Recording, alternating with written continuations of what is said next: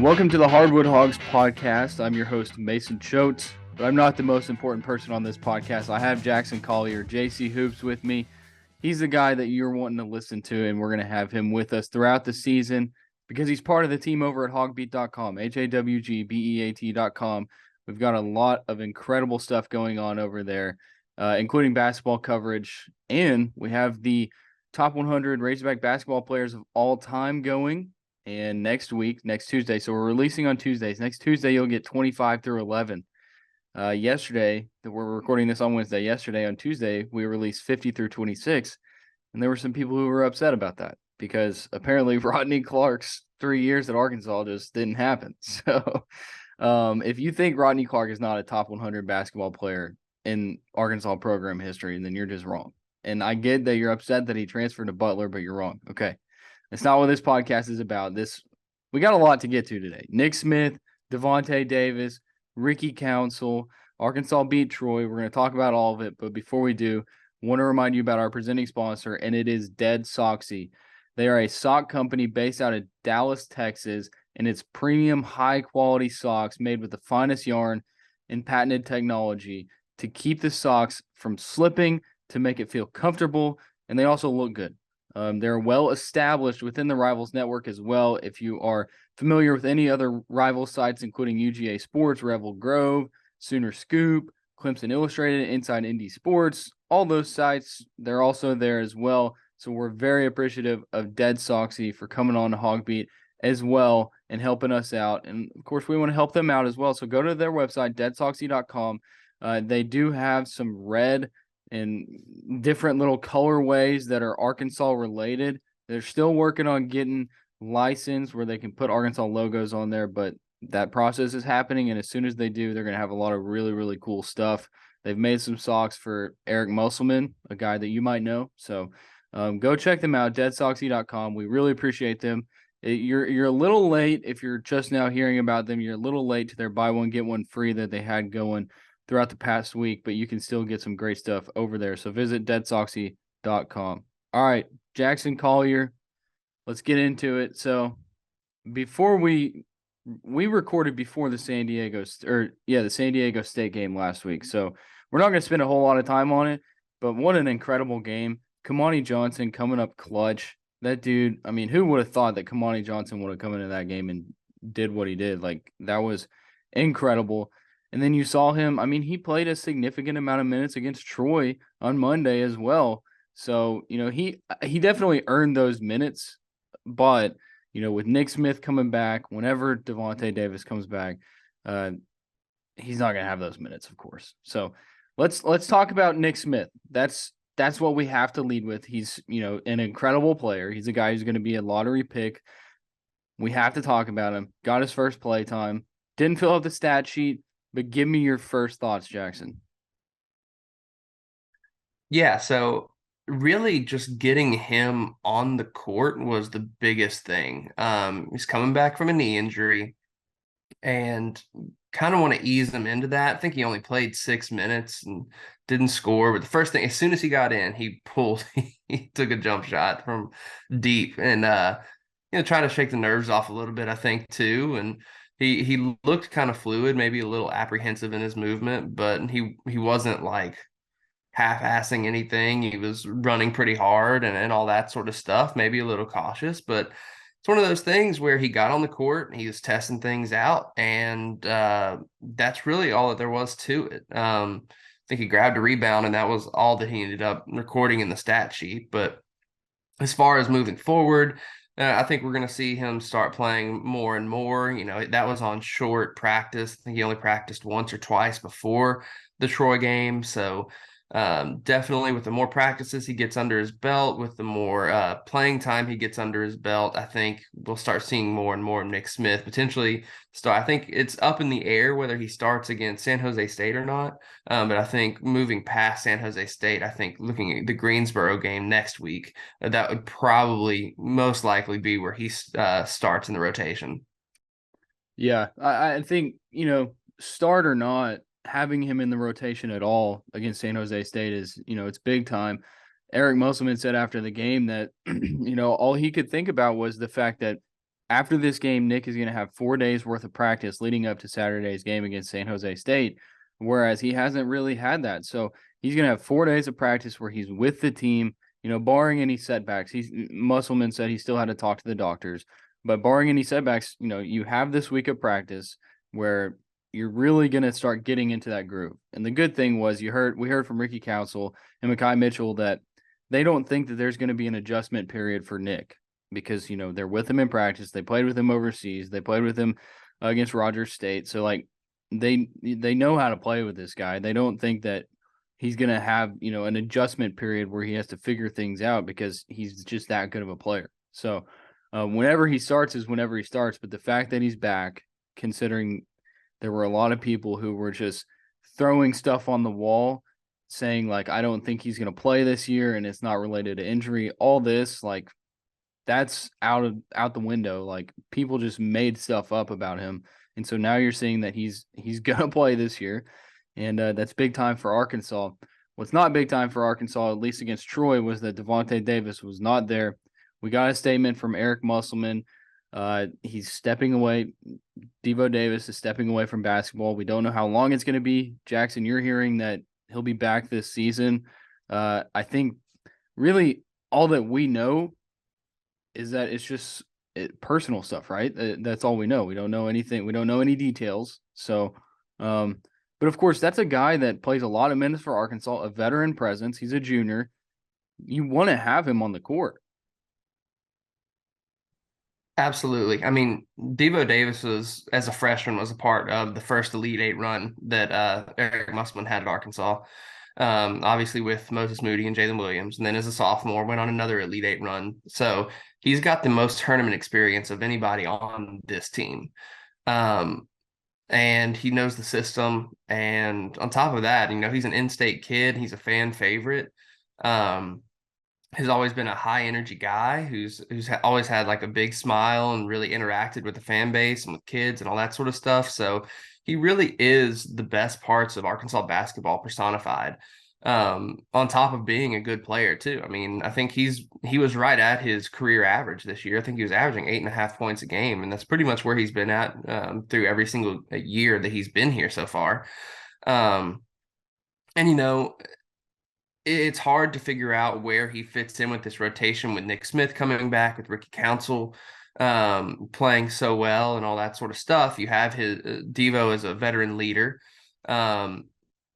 It's kind of difficult to adjust to some leadership roles, and it's kind of difficult to adjust to different roles as a basketball player too. But first and foremost, I guess, we all hope that Devo is just okay. If he's dealing with personal issues, or he is dealing with personal issues, we hope he gets all those sorted out and then he comes back and that he's okay. And then secondarily, just talking about basketball, when he comes back and Nick Smith is in the rotation and Council's still playing at a high level, there's still going to be a spot for Devo. You're not just going to not have a spot for he started as a freshman down the stretch. So maybe could even consider him a 3-year starter, considering I think the NCAA tournament and conference tournament his freshman year, he was a starter at the most important part of the season. So you're not just going to kick a 3-year starter down the rotation or anything like that. He would definitely have a spot still, and he's a crucial part of the team too. Yeah, it is unfortunate. And like you said, we hope that everything's okay with Devo. It started every game this year, so that Muss wants him in the rotation. He wouldn't be playing a guy 35 minutes a game if he didn't want him in the rotation. But you mentioned Ricky Council and how he's come along. He scored 27 points against Troy on Monday. So let's talk a little bit about that game, because Arkansas's offense was really stagnant, especially in the first half. It was almost hard to watch because they were just, the shots they were putting up, that they just weren't falling, and then there was sloppy basketball. They were turning it over a little bit too much. Luckily, they were able to stay around with Troy, but Troy was controlling that game. They were knocking down threes. They had the Phillips kid who had 7 threes in the game, and they were missing their top scorer. Their top scorer was out with a concussion. And then they also had another guy that had to get stretchered off the court because I think he fell and hit his head. I'm not 100% sure what happened, but I mean, Troy came to play. It's a good basketball team. They were 6-1 coming into this game, had a win at Florida State. Florida State's down though. But Ricky Council down the stretch. This dude had, I think, so Arkansas went on a 17-0 run. Ricky Council had 11 of those points. He had 19 second half points. I asked him in the post-game press conference, do you have a switch that you can just flip whenever you want? That you flip this switch and you just go off. He didn't really indulge me on that. He said that not really, that, Eric Musselman kind of just told him what to do. And he saw, what he saw from their defense that he could drive and get what he wanted for the most part. And he could. And, Ricky Council, I was talking to somebody yesterday and I was just like, Eric Musselman is a master at evaluating talent. He continues to strike gold in the transfer portal. And Ricky Council, there are other transfers on this team who are really good. Trevin Brazil, Makai Mitchell, Mikal Mitchell's good. This team is just really good. But Ricky Council, did you see this level of scoring in basketball coming from Ricky Council? Honestly, I didn't. I figured he would be a solid sixth man piece and probably average close to 12 to 14 points a game or so. I figured in this offense, looking at having a healthy Anthony Black, looking at having a healthy Nick Smith and Devo as your backcourt with Ricky before the season started, I was thinking, Ricky's probably going to be that sixth man with Devo getting the nod as a 3-year guy with Nick and AB. And I really just thought, with Nick and AB running the show, Ricky would be able to shoot a high percentage from three, maybe be a spot up shooter and driver slasher kind of guy that's coming off the bench that gets 20 to 25 minutes and probably scores 12 to 14 points. Well, we didn't have Nick Smith, and you insert Ricky Council into the starting lineup, and the rest is history. I mean, he is just, I was talking to some people the other day, and, he's probably the best slasher Arkansas has had in quite some time. It's really incredible the way that he can score at all three levels. He can elevate, plays above the rim, plays in control at the same time. It's really, really impressive, and I was not expecting this level of production, not this early, especially. So the thing with Ricky Council, he's leading the SEC in scoring right now. He's had to be Arkansas's go-to scorer, and Eric Musselman said that in Maui they went to him as the go-to scorer, and that's what he was against Troy. And I feel like until you really see Nick Smith start to come on, that's what Ricky Council is going to be. And even maybe when Nick Smith comes on, maybe they still, kind of give Ricky Council some freedom. Why not? If why have just one if you could have two, And so, and even Anthony Black, we saw at times in Maui that this guy can really score at will. He had the 2 26-point games, but Ricky Council, man, he's so fun to watch. Anthony Black is fun to watch. I think that we've decided that Anthony Black is probably a better shooter than we thought he was coming into the year. And this whole team, I want to talk about the Mitchell twins because I've marked Makai Mitchell down as my guy. And so everybody knows that Makai Mitchell is my guy. I've probably asked more Makai Mitchell questions in press conferences than anybody. But even Mikal has surprised me. It's not like he's playing a whole lot of minutes, but when he comes in, and even with Makai when he comes in, almost had a double-double against Troy. He was kicking himself after the game because he didn't have a double-double. He thought he had it, but apparently the ball went through his hands, so he couldn't get that 10th rebound. But both these guys, big bodies that come into the game, and for the most part, like every once in a while, they'll have a play where you're like, come on, man. But for the most part, they do their job. They play their role. They play great defense. Makai Mitchell is an incredible defender. And they finish at the rim. Like, is this what you expected from these two guys? I feel like they were kind of, not as talked about as far as the transfers go, especially after the playing overseas because they didn't play a whole lot of minutes.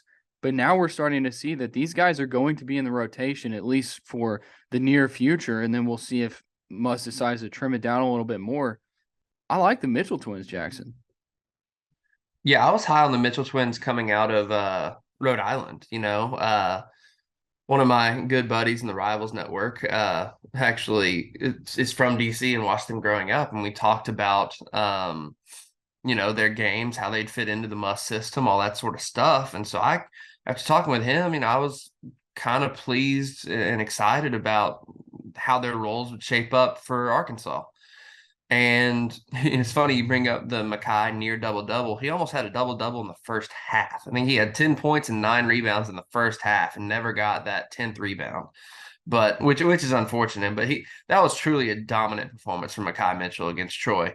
As far as their roles, though, yeah, I think Arkansas last year against Duke did not have the big body interior presence to go up against the Duke big men. I mean, Jalen Williams was down there, but outside of Jay Will, you didn't really have anybody to go up against these waves of big men. And Jalen wasn't necessarily the same type of imposing presence, So Muss went out of his way to go get enforcers. He already had Kimani, but he wanted more. So he got the twins. And I think Mikal really embodies that. I feel like if Arkansas goes up against a really dominant 5-man this year, I feel like Mikal is going to get the nod just because he's 6'10", 6'11", 260 pounds. Makai's not much smaller than that. He's 6'9", 6'10", 250, 245. I mean, they're big dudes. Mackay is pretty agile for his size too. You can see that, like you were talking about with his defense, he'll guard on the perimeter, and he does a pretty solid job guarding on the perimeter, sliding his feet, pushing ball handlers towards help defense and all this sort of stuff. So, and both of them are really good rim protectors, shot blockers. And that's really what Arkansas was missing last year was consistent rim protection and imposing big bodies. And it wasn't a major factor last year until the NCAA tournament against Duke. And I think Musselman was like, all right, if that was our one weakness, or really our main significant weakness, we'll address it. And they did. And so we'll see how this team stacks up, and how the Mitchell twins, how their role in the rotation goes throughout the year and in the NCAA tournament and all that sort of stuff. But I think as the season goes on, they'll both get more and more involved in the rotation, especially Mikal. I think he's one that he will really start to find himself as potentially a starter. It's going to be hard not to start his twin brother because he's playing so well, but they're both really, really good. Well, I'm glad that you mentioned how Muss decided to go and get size, because think back to the few years prior where your starting fives for most of the year were Adrio Bailey and Justin Smith. And so now you're looking and you have the size that you didn't have. You have Trevin Brazile, 6'10". He's not going to be your 5, but if he decides to go with, a smaller, more scoring lineup, Trevin Brazile could play the 5. I mean, he's got to work on his defense. That's something that he really struggled with against Troy. He had a bad game against Troy. We got to talk about Trevin Brazile a little bit. But you got the Mitchell twins. Jalen Graham is 6'9". He hasn't played a whole lot. Incredible scorer. It's just his defense that he really needs to work on. Kimani, you mentioned him. Jordan Walsh is 6'7". Anthony Black is a 6'7" point guard. Like, Eric Musselman went and got size. You mentioned it. What has Arkansas been lacking? What did they lack last year against Duke? They've lacked size and physical presence. So they went and got that. And now they have it. And they also have the elite scorers to go with it. And Ricky Council, I think you can say Ricky Council is an elite scorer at this point. Nick Smith Jr., we haven't seen it yet, but he can be that. Anthony Black, incredible scorer. I don't know if we can say he's elite yet. But let's get into Trevin Brazile, who I think can be an elite scorer. Trevin Brazile, I really like him. It's just I don't know what to say about him. I've talked to some other people. It's like you look back to Maui and he just didn't really do anything in the first half of most games, and then he would turn it on in the second half. What is it about Trevin Brazile that you need to see him do for him to really pull it all together? I know we're only 7 games in, but he definitely has the potential and a very, very high ceiling. I hesitate to say it's a motor issue because he's always sprinting up and down the court, but you're right. There is something that's missing in the first half of some games, and but I'm not going to call it a motor issue. I think he just kind of gets lost a little bit sometimes on both sides of the floor, for that matter. And I think sometimes early on in games, he's more content to just kind of hang around the perimeter, especially after he started hitting some shots out there. Which it's necessary to be out there and stretch the floor, and he does a really good job of stretching the floor. But with his size and athleticism, if he's being guarded by another post that's not so much bigger than him or so much more physical than he is, with his athleticism and just natural scoring ability, he should be able to score pretty much at will inside. He's got a nice mid-range jump shot. He's got some decent post moves. His arm length, he should be able to shoot over anybody, whether that's a sky hook or whatever. I feel like sometimes he gets trapped or gets lost on the perimeter. Yeah, that's pretty much it for me. So like maybe if he would just dedicate himself more to not camping out on the perimeter, like in the first half, and maybe that's a little too harsh. Maybe I don't know. He does flash in, flash out, but it just seems a lot of times he's in the corner and he'll wait for like an Anthony Black drive and kick or something to space the floor out. And if his shot doesn't hit, then it's a 0 in the stat column. And like you were saying, there was a time in Maui he'd have like 0, 2, or 1 point in the first half, and turn it on in the second half. But it just that's pretty much where I'm at on Brazil. Incredible athlete, really, really good scorer, has a really nice shot, can score inside, explosive, all that sort of stuff, but would like to see more in the first half. Agreed. All right. Before we get to some more stuff, I want to remind you about Bet Saracen. A lot of you, if you're on Twitter, if you're on social media, you know about Bet Saracen. It is the mobile sports gambling app for the Saracen Casino Resort. They are the #1 sports gambling app in the state of Arkansas. No other app has made more money or had more money flowing through, let me put it that way, and put out more money than Bet Saracen. So go download the app today on the App Store or the Google Play Store. I personally use Bet Saracen, and I've been hot on college basketball. Like, I have been very hot on college basketball. Thanksgiving was a great day for me. I'll just put it that way, financially, through Bet Saracen. I love Bet Saracen. They've got player props. They've got parlay options. They boost a lot of parlays for you as well. Go download the app. They always have the Arkansas player props for games. The only time they didn't do it for football twice. One was at BYU. I don't remember why they didn't do it. And then 2 was, I think it was the LSU game when KJ Jefferson was questionable, so they just didn't do player props. But for basketball, they've been doing specials where they run out props for, like, it'll be Anthony Black will score over 11.5 points or whatever. And you can decide whether you think he will and place a bet on that. And it's good stuff. So go download the Bet Saracen app and get in on those Arkansas games as well. On top of everything else, you can bet on literally anything, like Korean baseball. You can bet on that. I mean, I haven't done it yet. I've been tempted to when I'm up late at night and I'm like, I need to make my money back, but I haven't done it. But you can do it if you want. So go download the Bet Saracen app. All right, Jackson, this team is 6-1. The one loss coming to Creighton. They're now number 11 in the AP poll, tied with Alabama. Creighton moved up to 7. So you look at this team, number 11. This is a question we had over on the Trough message board at HawgBeat.com. Go subscribe to HawgBeat.com. After watching the Troy game, I mean, you saw that Arkansas struggled at times. They trailed for a decent bit in that game to Troy. What are teams, and you don't have to list like specific names of teams, or I mean, you can to kind of back it up, but what style of play from an opponent worries you when Arkansas faces them? Like, what style of play can beat this Arkansas basketball team, Jackson?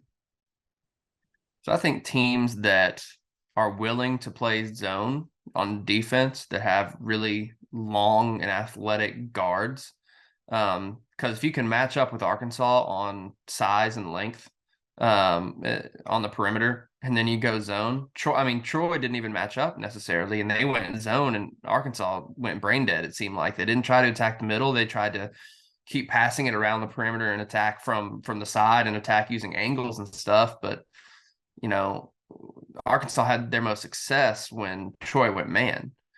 And in the second half, they went zone a little bit, and, you know, Ricky Council just started driving on them, which when you're going up against the zone, you want to try to drive, or you want to try to pass to the high post. And for whatever reason, in the first half, that was kind of absent. You know, Anthony Black would drive, but they would have a help defender come over and, you know, collapse, and he would dribble it back out or pick up his dribble and pass it back out. And so the zone and the long guards are concerning. Also, a team that can get hot and just knock down threes like at a very, very high rate, like an Alabama, for instance. A team like Alabama really would scare me matching up with this Arkansas team. I think on this thread in the message board too, I also mentioned Arizona. Obviously Creighton, since Arkansas has already lost to them, and there are a couple others I said, but really those are the main types of things, you know, matching the length and athleticism, being able to knock down shots. And, you know, Arkansas under Musselman has been typically a really good 3-point defensive team, but there's only so much you can do when a team gets red hot. Like you can contest as much as you want. You can go over screens as much as you want. You can go boxing one on a hot shooter, whatever you want to do. But if a team is hot, they're hot, and there's not much you can do about that at the college level or at the pro level. Like you get to a point where guys are good enough where it doesn't matter if their hand is in their face or anything. Like they're just going to make their shots. Yeah, I responded on that thread kind of the same way, and it seems so simple, but like when a team is able to knock down those shots against an Arkansas defense that, you know, for the most part, they're going to be playing really, really good defense. There were times against Troy where it felt like Troy was doing the same thing over and over again. They were just driving in, they were doing in and out, drive in, pass it out, drive in, pass it out. That's what they were doing, and they kept getting those wide open threes, and they knocked them down. And so even with Creighton, I mean, they were hitting incredible shots. So like you said, when a team is red hot, there's only so much you can do defensively. Let's hit a couple players that people continue to ask about, because I feel like it's easier for us to just address it here than it is to just continue to answer the questions. So let's start with Joseph Pinion. We saw him come into the game at the end of the first half against Troy. I don't really think he's playing a role on this team right now, but Eric Musselman is putting him into the game in specific situations. Do you think that is just for that, or maybe he's like slowly trying to, you know, see what he can get from Pinion? Because Pinion made a really, really good, like, aggressive contested rebound against Troy and then threw it up to Ricky Council, who eventually made the transition layup, which was a really nice play. But what everybody wants from Joseph Pinion is for him to sit out there on the wing and knock down a three, you know?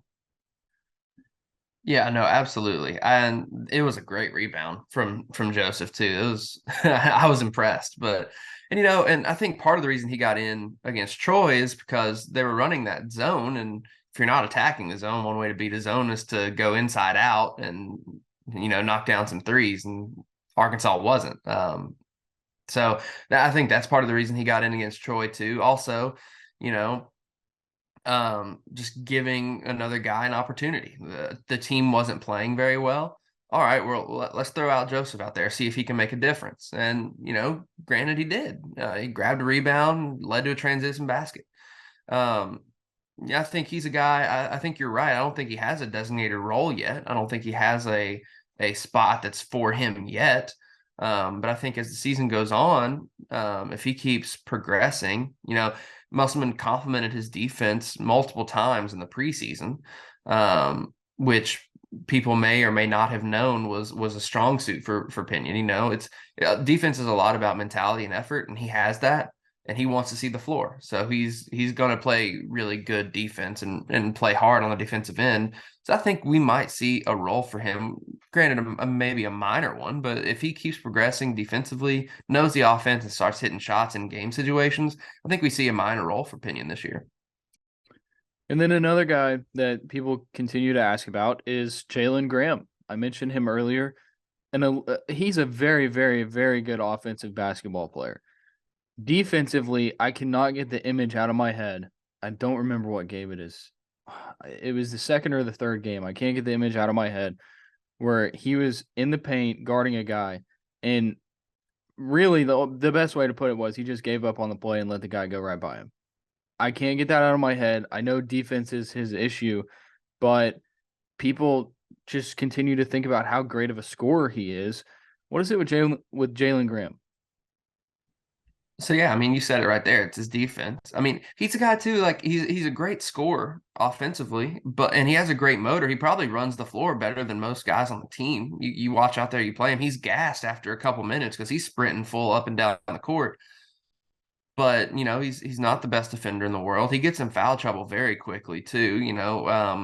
Kind of makes up for being a bad defender by trying to get away with a quick hack or something. And you play him for 30 seconds or a minute and a half of game time and he gets a foul real quick. Well, it's not ideal. And if he's not a good defender, it's hard to keep somebody like that on the floor because you're not making an impact. You're making a negative impact by fouling and being a bad defender, no matter what you do offensively. So that's about it for Graham. Yeah. All right. I think we hit it all. Kimani Johnson, real quick. I think that what he did against South Dakota or San Diego State, why do they have to play two SDSU teams, man? You have no idea how many times when I was writing my gamer for the San Diego State game that I started writing South Dakota State. Anyways. Kimani Johnson, what he did in that game definitely earned himself some minutes. I mean, he's incredible. He's an incredible rebounder.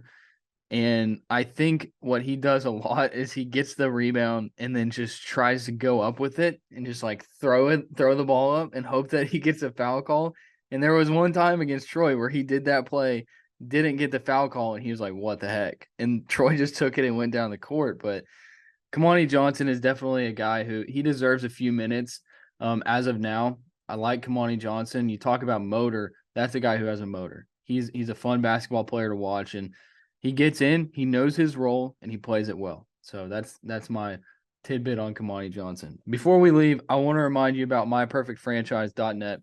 Andy Ledecky, he's a longtime Rivals member, and he's a franchise veteran. He's owned multiple franchises and businesses, and he wants to use that expertise to help those of you who are displaced corporate executives and wanting to put your career in your own hands. It's a very thorough and free consultation process. All you have to do is call him. You'll get set up. He'll walk you through everything. And it's a great way to make some more money. And it's 100% free to do. So, well, the consultation process is free, not buying the business. The number is 404-973-9901. And the website is myperfectfranchise.net for more information and details. All right. We appreciate everybody listening to the Hardwood Hawgs podcast. I think what we're going to do is we're probably going to make this a Wednesday podcast. You think? I think because, I mean, you look at it next week, they got a game on Tuesday and then Saturday. So Wednesday works for that.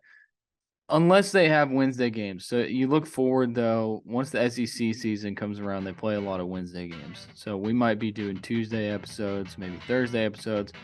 But we know that you'll be listening, and we appreciate that. So Jackson Collier, thank you for your time as always. And thank you, everybody out there who listen. Visit HawgBeat.com, HawgBeat.com. Subscribe. A lot of great stuff. Transfer portal for football is open. So you want to keep up with all that, go to HawgBeat. Okay, we're done.